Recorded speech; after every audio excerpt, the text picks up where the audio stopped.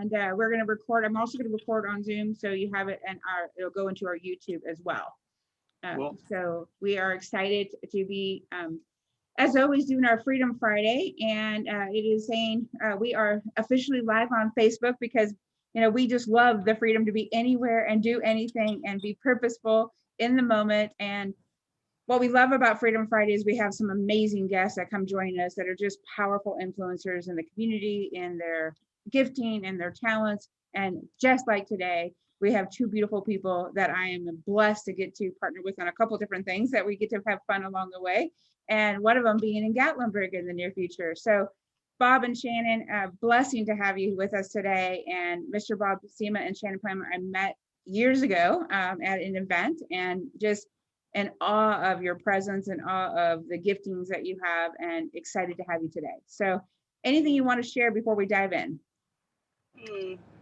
Gratitude for the invitation. And it's always such a pleasure to not just interact with you, but just to be in your presence and your smile and the heart that comes through everything. So I just want to plant that before we get started.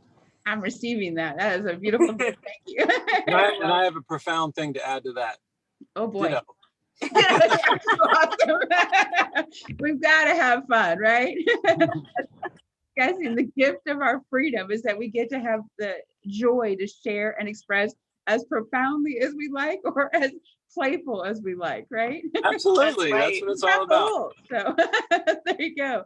So Bob and Shannon, one of the giftings that we get to do at Freedom Friday is to impress on the gift of leadership, the gift of how each of us get to lead in different ways.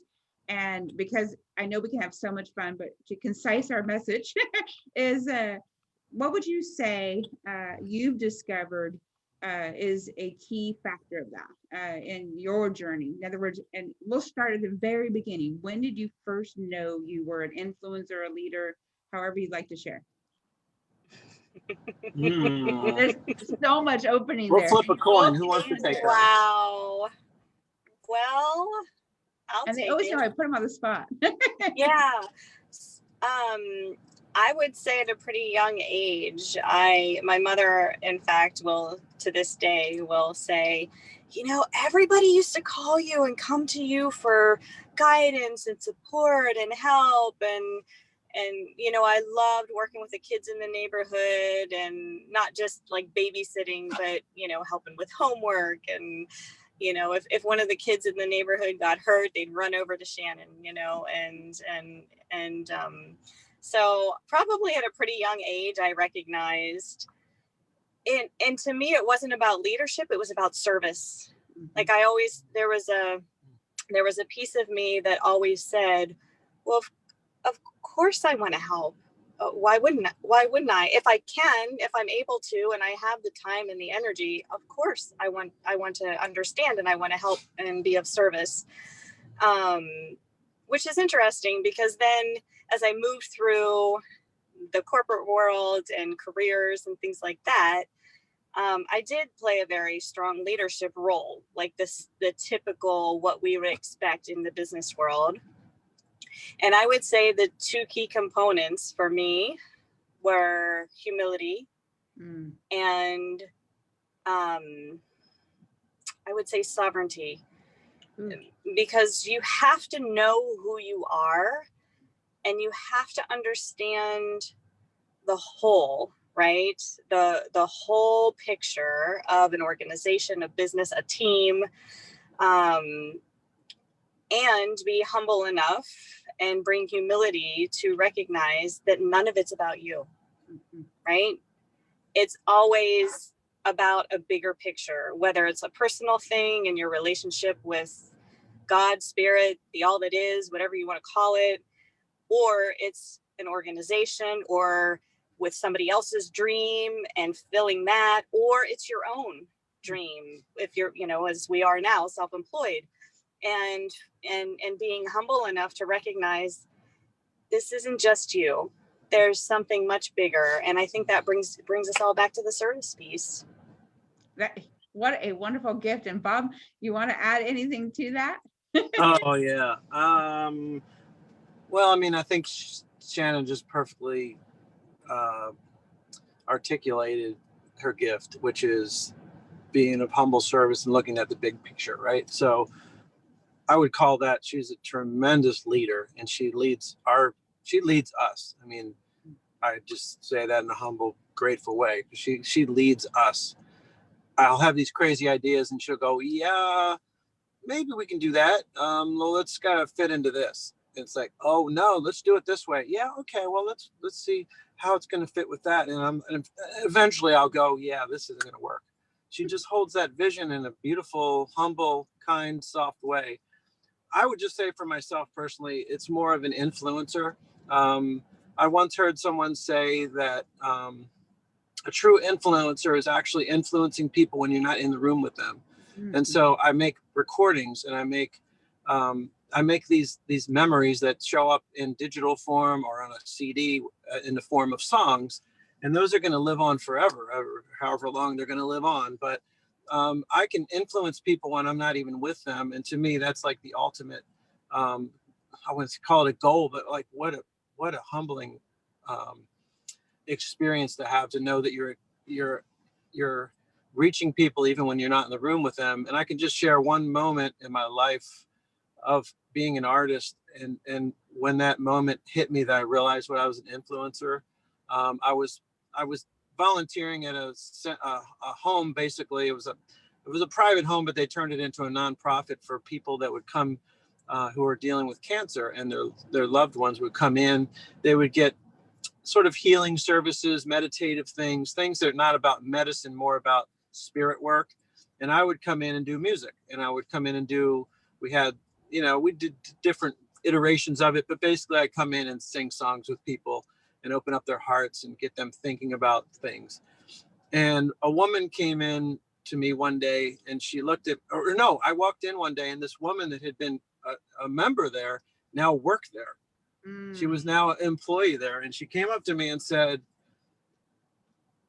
I never told you this, but when I was really done with my life. I had a really, really advanced stage cancer. I was at this place called Wellness House in Annapolis, and you came in with your music. And she had already told her kids, she goes, I'm happy. I had a good life. I'm ready to go. Wow. Until Bob came in with some of these songs that just turned my mind around and said, well, wait a minute, I'm not done.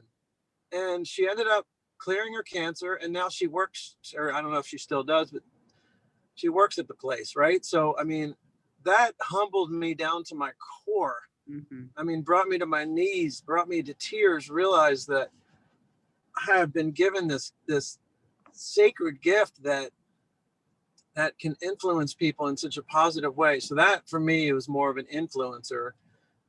Since you kind of asked about leadership, a leader versus an influencer. So I think Shannon's an influencer as well. But that's my experience, was that beautiful experience I had with the woman at Wellness House. There's so many things you said there, Bob and Shannon. It's just so powerful. And so I want to wrap up a couple of things I heard, and then I want to go into the next question is, Bob, so many people don't realize how much impact we make. We just show up and be present. And you chose to show up and be present, and you got to hear, wow, that one person of the people that chose to tell you. There are many people that haven't told you, right? Mm-hmm. Or you'll hear about it years later. And mm-hmm. Wow, who knew that I just showed up to be present, to be fully in my gifting and make the commitment and own it and deliver it. And wow, it multiplied. What a gift, mm-hmm. right? That alone is so much influence, right? And so taking it back into that leadership awareness, and Shannon, I love how you talked about living in corporate and business and what that looked like, because in many corporate worlds, so many people don't realize, and this is what our event's about, is how we guide our passion and lead by love. And that can be done in corporate, that can be done in personal, that can be done by showing up in your gifting and being fully present. And so we are purposeful about helping people discover that. And the gift, your gifting, if you were to say your specific gifting is obviously the sovereignty and the humility, take it into a tangible, how it shows up and how you serve people. What does it look like for you if you were to contemplate something to put into words, which I know is so much fun that we get to do, right? When people are Right. like, what do we do? What do we do? Right? I don't know, we just do it. Just No, do just it. make it real. Make it tangible. And we get to tell stories just like Bob did, right? Right. So, you know, the sovereignty, I would say that piece for me is connecting to the truth of not even who I am or what I am. It's just the truth, you know, because the truth existed before we were all here, before there were alphabets, before we're trying to dialogue and put words around everything. So for me, that piece is connecting to the energetic truth. And where is that guiding? If we're quiet enough to listen and not necessarily go into meditation where we're trying to quiet our mind, but go into a contemplation where we're allowing imagery to come forth and present information to us and question, almost like we're dreaming awake. I love that phrase, dream awake. And bringing the truth of that into an integrated place in our hearts. And it's not about bringing it into our mind. It's about bringing it down, that longest path between head and heart, bringing it down and anchoring it into that heart and saying, okay, what does that mean now? Okay, allow me to be of humble service. What does that mean for me so that then I can show up? You know, and a lot of my work is one-on-one with people going through coaching and some energy work and shifting around the energetics of things. And it's not about me, you know. It's again, it's going back to the bigger picture, whether it's home, whether it's community, whether it's an organization, whether it's a business, whether it's global, you know, it's there's something bigger. And how do I show up to be the model of how I want to show up and how I want people to know me? So, you know, it comes through really I would say a dedication, a commitment to first ourselves, to find those tools that are important to us, that make us come alive inside, that bring that truth to us. Maybe it's walking, maybe it's being out in nature. Those simple things that we often overlook that are so critical to the truth, and then bringing that into not a knowing, an egoic knowing, right? Not that ego saying, well, I got this, but a knowing. That's like that strength of knowing, that gentle giant, that gentle strength that comes forth that says, oh, I know. Amen. Yeah. I wrote down a word because I want to come back to it, but Bob, I don't want to interrupt your thought. I'm sure you've got something fun to add to that.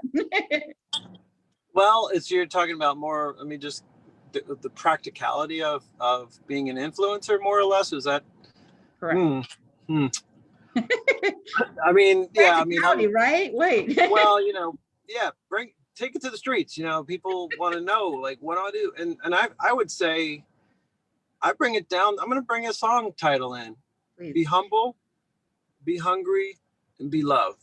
Right? There's 3 things you can do. That's the name of one of my songs, and that's sort of a summary of this whole conversation. You know, like what Shannon was saying. Be humble, right? So be humble. It's not about you. It's about what you give. It's about how you show up. It's about not always having to be right. It's about letting people speak their truth, giving people a place to be. Be humble. You're always going to be in a good place when you're humble, right? Be hungry, right? So for me, an artist, I always say Julia Cameron, who did The Artist's Way, you know, when they talk about being creative, my hook is always cast. I'm always listening to the tendrils of the universe trying to send me another song. So I'm hungry. And I'm also hungry for service. Like, I'm hungry to connect to people and light them up in any way I can, right? And then be loved, right? That's what Shannon said. Like, it's not a thing that you can put in your head. It's got to be down in here. That's what's going to have the impact, right? The impact is not going to be all these cool things that you can say to people. It's how you feel when they walk in the room and they feel you. And they're going to feel you being humble and hungry. They're going to feel you as a servant leader. They're going to feel like, I'm comfortable in this person knows who they are. Like with Shannon, like, I know who you are, and I want to be in that space with you because it makes me know who I am, because I see you. So I think that would be my practical would be, I speak everything in a song, right? I mean, everything's got to be a song. And you know, some people speak, you know, but that's the thing is just be humble. Like, if anybody, whoever's listening to this, if you just take those 3 words and put them in and just stamp them on your heart, any situation that you're in, are you being humble? Are you hungry? And are you being loved? And I think those are 3 really practical things that people can do. And Bob, there's something that I'd add to that hunger, is that hunger coming from the right motivation, from the heart motivation, from the, and that comes with that humble and that loved, right? Is to align those to where they truly serve from and one of your workshops is that heart-centered workshop, which is one of the things that we are making sure that we're aligning that mind and heart and our actions together, right? And both of you led perfectly into what the word I wrote down is evidence.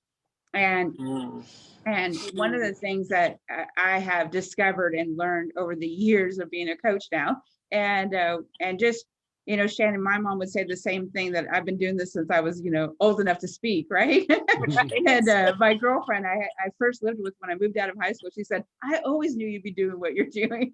I mean, people surround you, just you exude what your natural gifting is, and then eventually, God willing, you fall into it, right?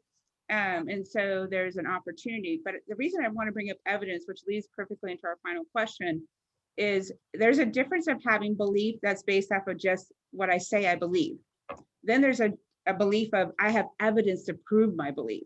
And one of the joys that we get to do in coaching, and Shannon, you know all about this, is that we sometimes buy into belief systems and we look for the evidence to prove our belief system, whether it's true or not. And I loved how you said there is an evident truth, and determining what that truth is and having the real evidence, factual, tangible, spiritual, mental, emotional, all the other pieces of that evidence, then you can confirm that truth, right? And we are living in a world where that is just a deep need, right? A deep, deep need. So we are on fire about making sure that we open up the mind to test and verify, is your belief real evidence? And is this evidence truly supporting that humble, that hungry, that love? Because sometimes that evidence is supporting division and supporting hate and anger and all the things that we need to remove, because love does not, there's no place for that in love, right? And so, you know, we're just a little passionate about all that, right? Just a little bit. Right? Concept led by love, right? Right. It's interesting because as soon as you said the word evidence, all of a sudden the word that came to me was witness. Amen. Like, you know, we often think about witnessing as we're witnessing and holding space in, you know, in space with another. But how do we get enough out of our brain, let's say, and step out and witness ourselves in this little fragile human form and all of the behaviors and everything, so that we can find the evidence that's really, really behind all of that stuff, right? All the personalities and the choices and the behaviors and this, you know, the strengths and the weaknesses, it's all together, right? But how do we bear witness to ourselves so that that evidence, that truth does come through? I mean, to me, that's the golden nugget, because at that point, anything that we see, any information that comes into our consciousness, whether it's TV, whether it's reading something, whether it's a poem, whether it's a song, when we're able to step outside of our personality and witness and experience what's coming in a way that doesn't allow us to buy into it right away, then we can say, what are the pieces that I want to dig into further? What are the pieces that I want to integrate? What are the pieces that I want to find as a way to then come through me and make our own sovereign choices, know our truth, our beliefs, and bring that forward. You know, I'm always a big proponent of questioning beliefs. And where did that come from? Is that truly your belief, or is that a narrative that you've heard, that you've bought into, and you don't even know what you believe? So how do you get out of that and witness that? So how beautiful. I mean, that word like triggered all this stuff in me. Isn't that a wonderful thing? And I didn't even ask the question and you led right into it. That was so perfect. And my question is, and this is what I heard you answer, is how can we make a little step in towards that direction of leading ourselves into that opportunity? And as you said, and the material I use is called the observer's chair, where you step into that witnessing of where you are. So again, we always get to discover more and more about each other of how we align. And it's always so much fun. So that was perfect. You answered the perfect question. Now, Bob, you know, no pressure. Is there anything you want to add to that? No. Right. I mean, you know, when you said the word evidence, I could feel her, and I know she probably felt me. We were like, whew, that's a strong word. And I heard her, like, I could feel her, like, I gotta speak, you know. And then it just happened to be what the question was that you were going to ask us. So all I can say is that, you know, it's about knowing who you are and being just sovereign, just being that strength, that rock, that root, that groundedness, that presence, that ability to witness yourself and watch yourself and watch. Like my dad used to say, watch yourself. Like, you know, whenever I'd like get, and I tell you, I still hear that voice, but I hear it differently. It's like, watch yourself. Amen. Like, watch yourself. I hear the next one, Bob. Yeah, exactly. Yeah, exactly. I don't really have a song about it, so yeah, I have to write that down. Right? Yeah. We're recording. Yes, please. We're gonna watch this again, but it's already in here because I hooked it. My hook is cast, and we just hooked the fish. So anyway, I just am honored and grateful, and just so we've had such an effervescent experience with you. We always do, and it's always so real. And yeah, I mean, I truly take things away just by talking to you. And obviously both of us here and all three of us sharing the space. And yeah, just know yourself and don't be afraid to look at yourself, because you are pretty amazing, and you can look at yourself with compassion and look at yourself with love, through your own eyes of love, and you will not be disappointed what you see, no matter how shameful you think you are. You're just a human being in a classroom called Earth, and you're just doing the best you can. So just keep doing it. Just stay more awake and be more alert as to what you're up to. And I think that would be what I would add. I so deeply felt that. The reminder to each and every person listening to put the filter of love on for themselves, to put the reminder that whatever shame, whatever challenges, whatever obstacles, put on the filter and give yourself grace, give all the pieces of that puzzle. And that leads to making sure that we wrap up, telling people how to find you, and then share with somebody, because you know what, and we've been working on the material without even working on the material, I'm sure, of what we're going to be doing in August in Gatlinburg, and why it's important for somebody to take the time to invest in themselves, to really get to know the depth of their passion, the depth of how to lead with that love filter.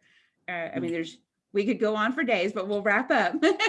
If you would share how people get in communication with you, and then what you would add to the gifting for that opportunity. Yeah, I mean, our website is where everything happens. For us, it's where the light gets in. So where the light .us, and you can go right on there. And the first thing you'll see on our website is something we want to give you, which is a 5-day music as spiritual practice journey, It's a journey with 5 songs, 5 experiences, 5 practices. So you'll be indoctrinated into the music right away. You'll be indoctrinated into us and our offerings and what we're about. And you can tune into you could schedule a session with Shannon. You can download some music. You can do a lot of things. And then for the Gatlinburg shindig, we are very excited. And I know that we're creating in the field without even speaking with you. And it's going to be it's going to be an experience. It's not an event. I think it's more of an experience. You're going to come to an event, you're going to walk into a place and you're going to check in, you're going to get a key and you're going to get a book and you're going to write stuff down. But ultimately, you're going to have an experience. And that experience is never going to leave you. And it is going to be so valuable. And there's no way you could ever put a price tag or any kind of like value on it. It's going to reach into all the areas of your life and make a difference, make an impact. And I think on all areas of your life. Amen. And Shannon, is there anything you want to add to all that to wrap us up? I would say Gatlinburg is going to be putting that your own perspective of love. It gives you that new lens to look through and see yourself, so that we can find that in others. As always, we always have so much fun. Perfect kiss to it. I'm sending you kisses and hugs and everything across the miles. It's always a gift. I look forward to spending more time with you and always enjoy your, beautiful sunny weather. Thanks for putting up with us in our car, but hey, it's Freedom Fridays. You should be able to do this from anywhere. That's what we right. think. Absolutely love it. You'd be amazed. Yeah. So have a wonderful week ahead, everyone. Thank you for joining us. We will see you all again soon. Bye-bye. Bye.